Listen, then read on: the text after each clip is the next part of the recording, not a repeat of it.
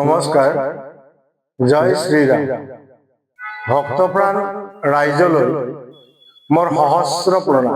বেংগলী কবি কৃতিবাস পণ্ডিতৰ ৰামায়ণখন আপোনালোকৰ ওচৰত যি পাৰিছো অকণমান তুলি ধৰিবলৈ প্ৰয়াস কৰিছো।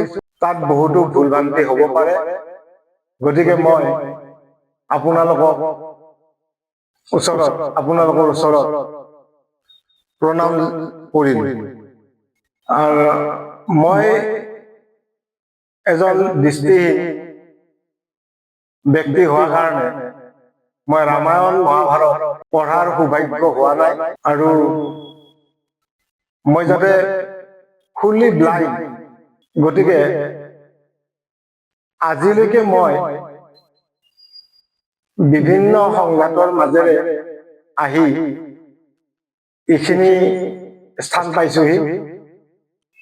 গতিকে মই নামঘৰত গৈ ভাগৱত ৰামায়ণ শুনাৰ সৌভাগ্য হোৱা নাই।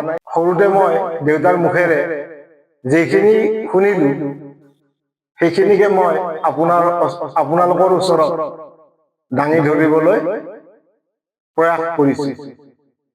গতিকে আপোনালোকে মোক মৰমেৰে আঁকোৱালি ল'ব, মোৰ চেনেলটো আপোনালোকে মৰম দিব, লাইক কৰিব, কমেণ্ট কৰিব, ছাবস্ক্ৰাইব কৰিব। এয়াই আপোনালোকৰ ওচৰত কাতৰে প্ৰাৰ্থনা জনাই নমস্কাৰ। যোৱা ভিডিঅ'টোত ৰত্নাকৰ দস্যুৱে ওখ গছজোপাত উঠি অৰণ্যৰ চাৰিওফালে চাই আছিল, আৰু চাই সি পথত দুজন সন্যাসী দেখা পাইছিল, আৰু সন্যাসী দেখি তাৰ মনত আনন্দ বিভোৰ হৈ পৰিছিল, আৰু সি মনে মনে ভাবিছিল যে মই সন্যাসীক মাৰি আজি যিমান ধন সোণ আছে লুটপাট কৰি ল'ম। আৰু ভাবি গছৰ পৰা নামি সি গছৰ তলতে হাতত লোহাৰ লাখুটি বা গদা মানে তৰোৱাল এইসব লৈ সি অৰণ্যৰ মাজত লুকাই থাকি, আৰু সেই সময়তে সন্যাসী দুয়োজনে ভগৱানৰ গুণগান কৰি আনন্দ মনেৰে তেওঁলোকে আহি আছিল, আৰু আহি সেই জেগাটো পালেহি। সেই সময়তে ৰত্নাকৰে হঠাতে প্ৰচণ্ড বেগেৰে খুব জোৰেৰে সি জংঘলবোৰ ভাঙি হাতত মুদগৰ লৈ তীব্ৰ এটা শব্দ কৰি ৰ ৰ বুলি কৈ সিহঁতৰ ওচৰ পালে। আৰু তেনেকুৱা অকস্মাত সেনেকুৱা দৃশ্য এটা চকুৰ আগত ভাহি উঠিলে সকলোৰে ভয় লাগে। গতিকে তেওঁলোকো ভয়তে জাগাতে ৰৈ গ'ল, আৰু হাতযোৰ কৰি মুখৰ মাত নোহোৱাকৈ সিহঁতে থিয়দি থাকে। আৰু তেতিয়া ৰত্নাকৰে সিহঁতক মাৰিবলৈ হাতত থকা সেই লোহাৰ লাখুটিডাল দাঙি ললে, আৰু ব্ৰহ্মাৰ মায়াত সেই লাখুটিডাল দাঙিব পৰা নাছিল। আৰু তেতিয়া ব্ৰহ্মাই আৰু নাৰদে দুয়ো কৈলে বোলে, আমাক মাৰিনো তুমি কি পাবা, কিমান টকা পইচা পাবা? তুমিনো আমাক মাৰি যিমান পাপ হব সিমানটো ধন নোপোৱা। আমাক মাৰি যিমান পাপ হব সেই পাপৰ বোজা কোনে ল'ব, সেই পাপৰ ভাগি কোনে হ'ব?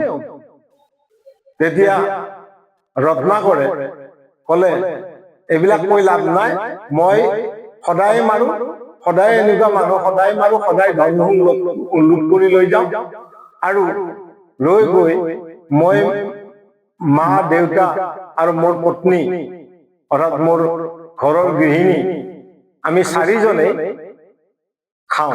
গতিকে মোৰ পাপৰ ভাগি এই চাৰিজন। বিষেৰ তলতে দস্যুই হাতে মুদগৰ লৈয়া, অৰণ্যৰ মাজে দস্যু নিহাৰি ৰহিলা।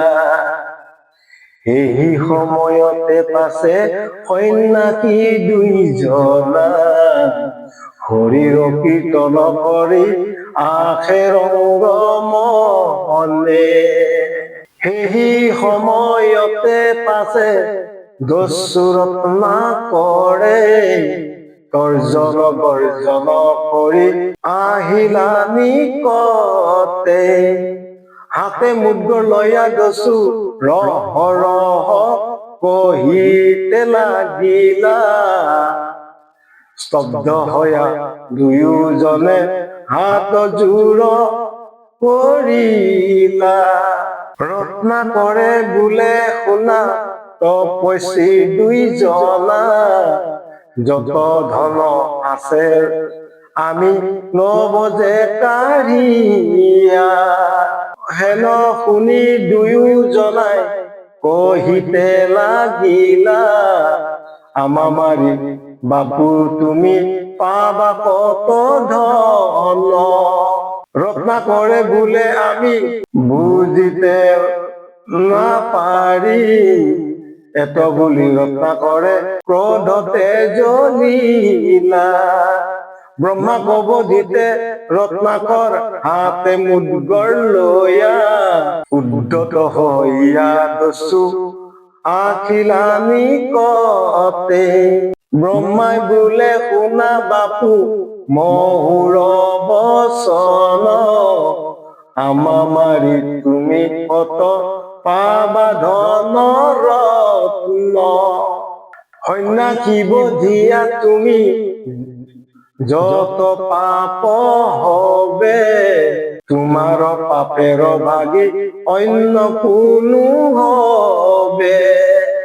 ৰত্নাকৰে বোলে শুনা তপস্বী সন্যাসী, তব হব তপস্বী বধিছে যে অনেক। নারী বধ ব্ৰহ্ম বধ অনেক তপস্বী, বহু সন্যাসী আমি কৰিছে নিধন। আমাৰ পাপেৰ ভাগি মাতা পিতা পত্নী চাৰিজনা, এই কহিলাম আমি স্বৰূপ বচন। কৃতিবাস পণ্ডিত গা ইলহুধা গান, আদি কাণ্ড গাইল পণ্ডিত কৃতিবাসে। কৃতিবাস পণ্ডিত গা ইলহুধা গান, আদি কাণ্ড গাইল পণ্ডিত কৃতিবাসে। নমস্কাৰ, জয় শ্ৰীৰাম।